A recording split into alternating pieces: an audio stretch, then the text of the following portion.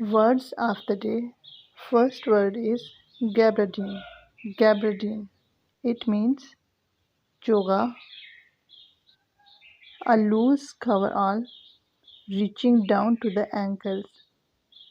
Coverall means coat or frock. Trousers made of flannel or gabardine, a tweed or white cloth. A firm, durable fabric with a twill wave.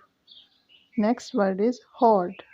Hoard means ganj, ढेर या ज़ख़ीरा.